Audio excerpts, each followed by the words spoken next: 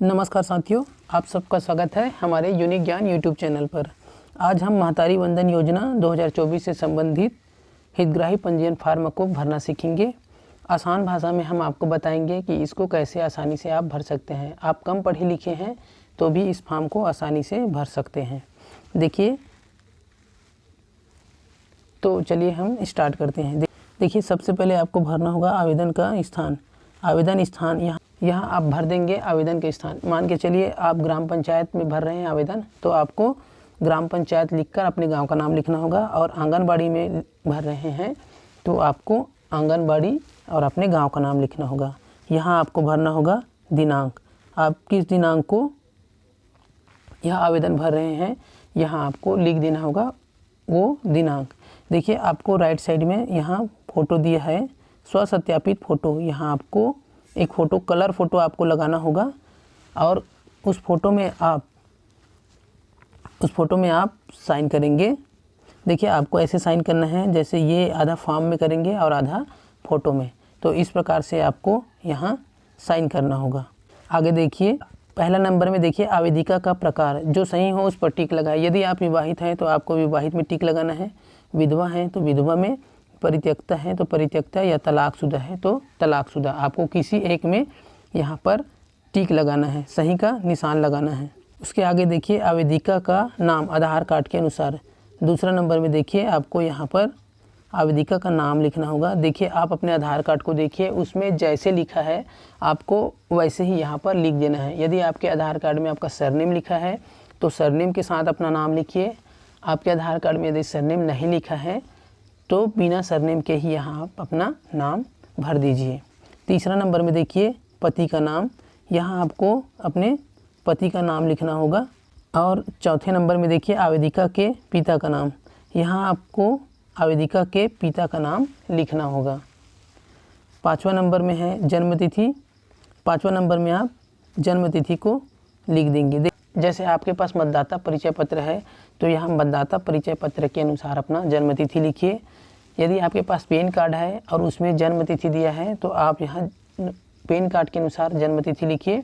यदि आपके पास 10वीं की मार्कशीट है तो आप 10वीं के अनुसार यहाँ अपना जन्मतिथि लिखिए। देखिए, आगे छठवां नंबर में देखिए जन्मतिथि के सत्यापन हेतु संलग्न दस्तावेज का विवरण। जो संलग्न हो उस पर टिक लगाए। जन्म प्रमाण पत्र दे रहे हैं तो जन्म प्रमाण पत्र, पैन कार्ड दे रहे हैं तो पैन कार्ड, मतदाता परिचय पत्र तो मतदाता परिचय पत्र के अनुसार आपको लिखना होगा। आप यहाँ पर जो 6 जो डॉक्यूमेंट दिया गया है उनमें से किसी एक को जन्म प्रमाण पत्र के प्रूफ के रूप में दे सकते हैं। आगे देखिए सातवां नंबर में आवेदिका की जाति। देखिए, यहाँ आपको जाति भरना होगा। आप यहाँ सरनेम नहीं भरेंगे। कई लोग यहाँ सरनेम भर देते हैं जो कि गलत है। आपको यहाँ जाति भरना होगा। इसके आगे देखिए वर्ग, आप किस वर्ग में आते हैं, जैसे अनुसूचित जाति, अनुसूचित जनजाति या अन्य पिछड़ा वर्ग या सामान्य। आप किस वर्ग में आते हैं यहाँ पर आप लिख देंगे। आठवां नंबर देखिए, क्या आवेदिका विशिष्ट पिछड़ी जनजाति श्रेणी की है। देखिए, भारत सरकार और छत्तीसगढ़ शासन के द्वारा जो 7 जनजाति है उनको विशिष्ट पिछड़ी जनजाति की श्रेणी में रखा गया है। कमार, बैगा, पिरहोर, पहाड़ी कोरवा, अबुझमाड़िया, भुंजिया और पंडो। यदि आप इस विशेष पिछड़ी जनजाति के अंतर्गत आते हैं तो आपको हाँ लिखना है यहाँ, और अन्यथा नहीं लिखना है। अधिकांश लोगों के में ये नहीं आएगा तो आपको नहीं में क्लिक करना है। और यदि हाँ लिख दिए हैं तो आप किस श्रेणी में आते हैं यहाँ पर आपको टिक करना होगा। आवेदिका का स्थायी पता।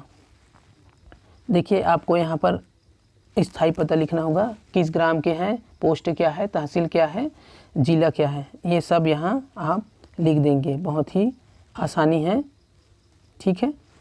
अब देखिए यहाँ पर दिया है राज्य छत्तीसगढ़ ऑलरेडी फील्ड है, क्योंकि ये आवेदन सिर्फ छत्तीसगढ़ का है इसलिए यहाँ पहले से ही राज्य में छत्तीसगढ़ मेंशन कर दिया गया है। इसके आगे देखिए यहाँ पर आपको जिला का नाम लिखना होगा।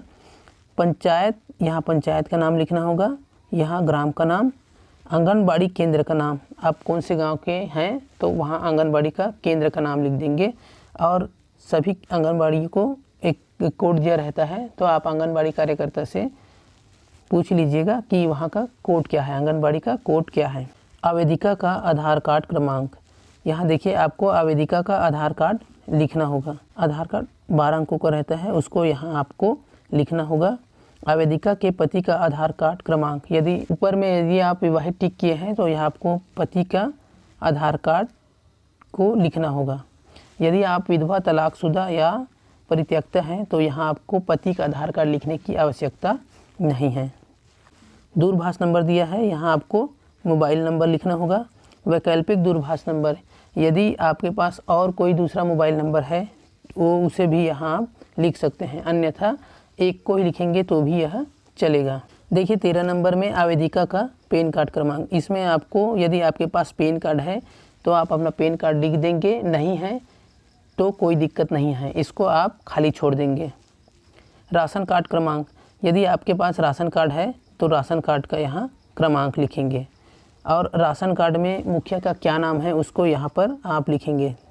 मुखिया का नाम दिया रहता है राशन कार्ड में पहले ही पेज में, तो मुखिया का नाम को आप यहाँ लिख देंगे। आवेदिका के पति का पैन कार्ड क्रमांक, यदि आपके पति का पैन कार्ड क्रमांक है तो यहाँ आप लिख देंगे। विधवा, परित्यक्ता या तलाकशुदा की स्थिति में यह खाली रहेगा। और यदि आपके पति का पैन कार्ड नहीं बना है तो इसको भी आप खाली छोड़ सकते हैं, इससे किसी भी प्रकार की आपको दिक्कत नहीं होगी।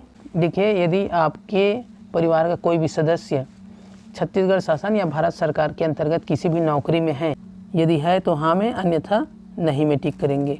यदि नहीं तो स्वघोषित शपथ पत्र आपको जमा करना होगा, जो हम आपको अंतिम में भरना सिखाएंगे। यदि आपको किसी भी प्रकार का पेंशन प्राप्त होता है तो आप यहाँ पर हाँ लिखेंगे, अन्यथा नहीं लिखेंगे। यदि आपको पेंशन प्राप्त होता है तो कितनी राशि प्राप्त होती है, यहाँ पर उस राशि को लिख देंगे। 400 प्राप्त होता है कि 500 प्राप्त होता है, उसको यहाँ आप लिख देंगे। पेंशन योजना का नाम, आपको वह राशि किस पेंशन योजना के अंतर्गत प्राप्त होती है, केंद्र सरकार के द्वारा या राज्य सरकार के द्वारा, तो उसको आप यहाँ लिख देंगे। 18 नंबर में देखिए, क्या आवेदिका के परिवार का कोई भी सदस्य भूतपूर्व सांसद है या विधायक है या भारत सरकार अथवा राज्य सरकार के बोर्ड, निगम, मंडल के अध्यक्ष या उपाध्यक्ष है।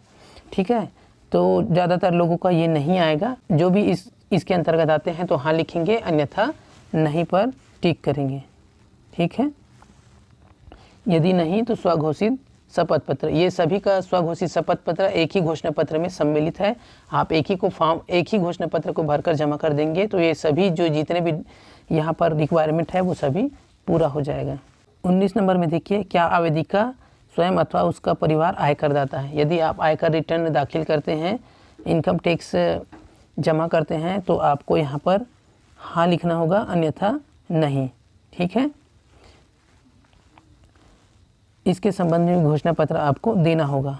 एक ही घोषणा पत्र देना है, उसमें ये सभी जो बिंदु है वह लिखा है, आपको सिर्फ अपना नाम और अपना हस्ताक्षर करके उसको जमा करना होगा। आगे देखिए, बहुत ही ज़रूरी है ये बैंक खाता क्रमांक। देखिए आपको वही खाता नंबर इसमें लिखना है जो आपके आधार से लिंक हो। यदि आपका खाता क्रमांक आपके आधार से लिंक नहीं है और आपके पास एक ही खाता है तो आप उसको आधार से लिंक कराइए। आप अपने बैंक में जाइए और अपना आधार कार्ड और पासबुक जमा करके अपने खाता में आधार को लिंक कराइए और आप बैंक का नाम लिखेंगे, किस बैंक में आपका खाता है उसको यहाँ लिखेंगे और पासबुक में IFSC कोड प्रिंटेड रहता है, उसको देखकर आप यहाँ लिखेंगे। IFSC कोड 11 अंकों का IFSC कोड रहता है। सभी बैंक का IFSC कोड अलग अलग रहता है, तो उसको आपको यहाँ लिखना होगा। आगे देखिए, आप कौन कौन से डॉक्यूमेंट को यहाँ जमा कर रहे हैं। जन्मतिथि के सत्यापन हेतु आप पैन कार्ड दे सकते हैं, वोटर ID दे सकते हैं या 10वीं की अंक सूची। निवास संबंधी आप राशन कार्ड दे दीजिए या आधार कार्ड दे दीजिए, राशन कार्ड जमा कर दीजिए। आवेदिका का आधार कार्ड जमा करना होगा। विवाहित होने की पुष्टि हेतु या तो आधार कार्ड या फिर पैन कार्ड। विधवा होने की स्थिति में पति का मृत्यु प्रमाण पत्र। आवेदिका के पति का पैन कार्ड, यदि आपके पति का पैन कार्ड बना है तो पैन कार्ड को जमा कर दीजिए, नहीं बना है तो इसकी कोई अनिवार्यता नहीं है, नहीं भी दोगे तो भी आपको इस योजना का लाभ मिलेगा। आवेदिका के पति का आधार कार्ड, आपको आवेदिका के पति का आधार कार्ड चाहिए, ये ज़रूरी है। परित्यक्ता तलाकशुदा होने की स्थिति में प्रमाण पत्र, यदि किसी के पति ने उसे छोड़ दिया है तो परित्यक्ता प्रमाण पत्र लगेगा। ये समाज द्वारा या सरकार के द्वारा जारी किया गया होता है। बैंक पासबुक की छाया प्रति अनिवार्य है। आपको आधार लिंक बैंक खाता देना होगा। आगे देखिए, यहाँ आपको पता लिखना होगा और यहाँ पर आपको दस्तखत करना होगा। यहाँ दिनांक लिख देना होगा जिस दिनांक में आप फॉर्म जमा कर रहे हैं। अब आपको ये पूरा फॉर्म भरने के बाद एक पावती, जो अधिकारी इस फॉर्म को जमा लेंगे उनके द्वारा एक पावती दिया जाएगा। देखिए पावती में आपको क्या क्या भरना है। यहाँ आप अपना नाम लिख दीजिएगा, पति का नाम लिख दीजिए, यहाँ कौन से ग्राम की है आप, यहाँ जिला और आवेदन प्राप्ति दिनांक, किस दिनांक को आप ये आवेदन जमा कर रहे हैं आप यहाँ लिख सकते हैं। उसके बाद प्राप्तकर्ता के हस्ताक्षर, देखिए यहाँ आपको साइन नहीं करना है। यहाँ जो अधिकारी आपके ग्राम पंचायत या आंगनबाड़ी में हैं उनके द्वारा यहाँ साइन करके ये पावती आपको यहाँ से फाड़ कर आपको वापस दिया जाएगा। ये पावती है आपके महतारी वंदन योजना फॉर्म को जमा करने का। इस पावती को आपको संभाल कर रखना है तब तक जब तक आपको पहली किस्त नहीं मिल जाती। अब देखिए हम आपको दिखाते हैं स्वघोषणा पत्र आपको कैसे भरना है। देखिए ये है महतारी वंदन योजना 2024 स्वघोषणा पत्र। ये एक ही डॉक्यूमेंट आपको बस देना है और जितने भी बिंदु में घोषणा पत्र की आवश्यकता है इस एक घोषणा पत्र से पूरी हो जाएगी। देखिए मैं यहाँ आपको आवेदिका का नाम लिखना होगा, यहाँ पति का नाम लिखना होगा, वर्तमान पता देखिए यहाँ आप ग्राम लिखेंगे, पोस्ट लिखेंगे, तहसील लिखेंगे और जिला लिखेंगे। स्थायी पता, वर्तमान पता और स्थायी पता दोनों एक ही हो सकता है, कई लोगों का अलग अलग हो सकता है। कई लोगों को गांव अलग रहता है, रहते अलग जगह हैं, तो उस स्थिति में स्थायी पता अलग होगा और वर्तमान पता अलग होगा। लेकिन ज़्यादातर लोगों का वर्तमान और स्थायी पता एक ही होगा। तो आपको यहाँ ग्राम, पोस्ट, तहसील और जिला लिख देना होगा। आगे देखिए, इसमें वही जो बातें जो फॉर्म के अंतर्गत बताई गई थी उसी को यहाँ पर बताया गया है। देखिए इसको आप लोग पढ़ लेंगे और यहाँ मैं सीधा कैसे भरना है उसी को बता रहा हूँ। देखिए यहाँ आपको तीसरे नंबर में खाली जगह दिया है, वह मैं बताता हूँ। देखिए तीसरे नंबर में आपको भरना है मेरे पति का व्यवसाय कार्य। आपके पति क्या कार्य करते हैं उसको इस खाली स्थान में भरना होगा। और उसके आगे जिससे मेरे पति परिवार के सभी स्रोतों से कुल वार्षिक आय, आप एक वर्ष में अधिकतम कितने रुपये आपकी आय होती है उसको यहाँ पर भरना होगा। आपके परिवार को उस सभी का मिलाकर आपको यहाँ भरना होगा। 40,000, 50,000 जो भी है आप वो भर सकते हैं यहाँ। और इसके अतिरिक्त यहाँ पर पहले बता दिया था कि आपके पति क्या कार्य करते हैं, कृषि करते हैं, मजदूरी करते हैं या और कोई दूसरा कार्य करते हैं, वो आपको यहाँ पर लिखना होगा। आगे देखिए यहाँ आपको आवेदिका का हस्ताक्षर, यहाँ जो भी आवेदिका है वह हस्ताक्षर करेगी। और आगे देखते हैं, देखिए ये जो घोषणा पत्र आप दे रहे हैं उसमें ये मुख्य बातें हैं। आवेदन पत्र में दिए गए विवरण तथ्य मेरे विवेक से सत्य है। यदि आवेदन पत्र में दिए गए कोई विवरण तथ्य मिथ्या पाए जाते हैं तो मेरे विरुद्ध कार्रवाई करते हुए आवेदन स्वतः निरस्त किए जाने पर मुझे कोई आपत्ति नहीं होगी तथा झूठे शपथ पत्र प्रस्तुत किए जाने के कारण की गई विधि सम्मत कार्रवाई के लिए मैं स्वयं जिम्मेदार रहूँगा। यदि कोई भी जानकारी आप गलत देते हैं तो आपकी आवेदन स्वतः निरस्त हो जाएगी, आपको किसी भी प्रकार का कोई लाभ नहीं मिलेगा और विधि सम्मत आपके विरुद्ध कार्रवाई किया जाएगा। यहाँ पर आपको फिर से आवेदिका का साइन करना होगा, उनका नाम लिखना होगा, पूरा नाम, और यहाँ पर पता, पूरा पता यहाँ पर लिखना होगा, ग्राम का नाम जिस ग्राम में रहते हैं, यहाँ पर पोस्ट लिख देंगे, तहसील लिख देंगे जो भी तहसील है, और जिला। इसके अतिरिक्त एक गवाह का भी हस्ताक्षर लगेगा, गवाह का हस्ताक्षर यहाँ होगा और उसका पूरा नाम, उसका पूरा पता यहाँ आपको लिखना होगा। बस इतना ही जानकारी आपको भरना है। इसके साथ साथ आपको आधार कार्ड और पैन कार्ड यदि है तो राशन कार्ड और मतदाता परिचय पत्र और बैंक पासबुक की छाया प्रति और एक फ़ोटो, कलर फ़ोटो आपको लेकर जाना होगा।